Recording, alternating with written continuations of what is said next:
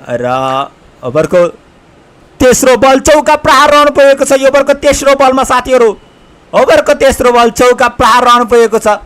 यो चौकासँगै टिम नेपाली टिमको score board बढ्दै यति बेला भने 114 रन बनिसकेको छ है। यो चौका प्रहार रहनु पुगेको ओभरका मात्र र चौका प्रहार गर्ने खेलाडी रहेका छन् दिपेन्द्र सिंह ऐरी कप्तान। आज कप्तानले आफ्नो भूमिका निभाउनु पर्ने हुनेछ र निभाएका पनि छन्। अहिले चौका प्रहार गरिदिएका छन्। चौका प्रहार रहनु पुगेको साथीहरू भर्खर मात्र यो मिठो चौका दिपेन्द्र सिंह ऐरीको ब्याटबाट यो मिठो चौका र यो चौकासँगै नेपालको स्कोर बोर्ड बढिरहेको छ। सम्पूर्ण साथीहरूलाई पुनः स्वागत गर्न चाहे आजको हाम्रो यस लाइभ स्ट्रिमिङमा। च्यानलमा नयाँ हुन्छ भने सब्सक्राइब गर्नुहोला, माया हेराउन नबोल्नु होला। तपाईँहरूको साथ सब्सक्राइबर रहे नै हामी आगामी दिनहरूमा यसरी नै हौसला जाग्ने छ। यसरी लाइभ गर्नको लागि फटाफट एकजनाले सब्सक्राइब गरौँ त। 200 सब्सक्राइबर त पुग्नु पऱ्यो नि होइन। यतिको लाइभ एटेम्प गरेको छु र ओभरको तेस्रो बलमा चौका प्रहार रहनु पुगेको 114 रनको स्कोरमा रहेको छ टिम नेपाली टोली।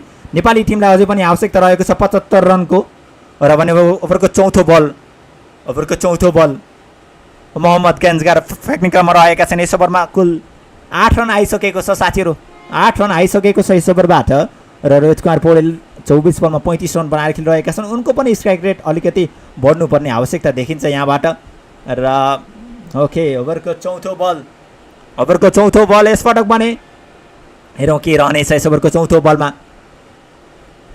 नेपाली टोली आजको खेल अन्तर्गतमा रहेर प्रतिस्पर्धा गरिरहेको छ। यसमा पनि टिम हङकङ सामु यो फाइनल गेम रहेको छ। निकै नै उत्साह भरिरहेको यो गेममा तपाईँ सम्पूर्णलाई पुनः स्वागत गर्न चाहे हाम्रो यस लाइभ स्ट्रिमिङबाट। कहाँबाट हेर्दै हुनुहुन्छ कमेन्ट गर्नुहोला। तपाईँहरू माझ हामी यसरी नै लाइभ कमेन्ट्री लिएर उपस्थित रहने नै छौँ साथीहरू। तपाईँहरू माझ यसै गरी नै कमेन्ट्री लिएर हामी उपस्थित रहने नै छौँ। साथ हेराउन नबोल्नु होला, माया गर्न नबोल्नु होला है त। यति नै भने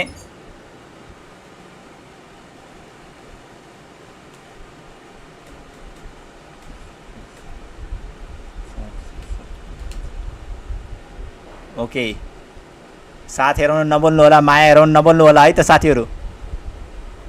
नेपाली टिम यतिबेला पनि प्रतिस्पर्धा गरिरहेको छ। हाल यतिबेला पनि टिम हङकङ सामु यतिबेला पनि टिम नेपाली टोली प्रतिस्पर्धा गरिरहेको हो साथीहरू।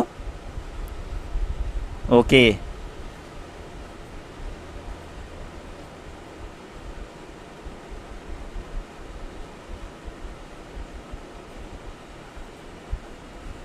ओके मेरो आवाज त आइरहेको छ है।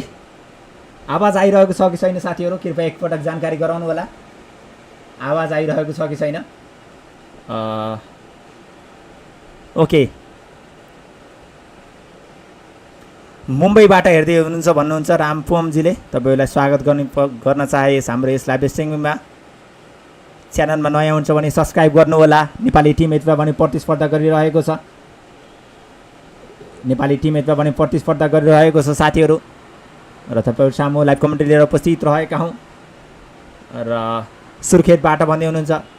सुर्खेतबाट पनि हामीलाई माया गरिरहनु भएको छ। तपाईँ सम्पूर्णलाई यस लाइभ स्ट्रिमिङमा स्वागत पनि गर्न चाहे साथीहरू। यो सानो च्यानल रहेको छ। तपाईँहरूको साथ माया हौसला रहे पक्कै पनि ठुलो बन्नेछ।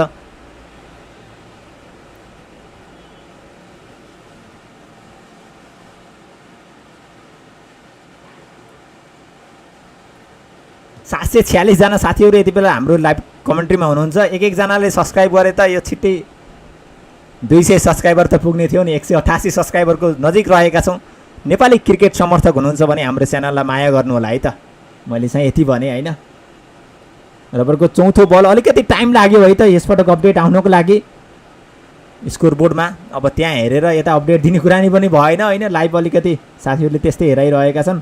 तर जे होस् यति भए पनि हेराइरहेका छन्, त्यसैमा हामी खुसी रहौँ होइन। र ओके अपडेट आउन अलिकति टाइम नै लाग्यो यो यसको अपडेट आउनको लागि। र नेपाललाई अझै पनि यहाँदेखि 75 रनको आवश्यकता रहेको छ साथीहरू। आजको खेल अन्तर्गतमा रहेर नेपाली टोली यता पनि प्रतिस्पर्धा गरिरहेको हो।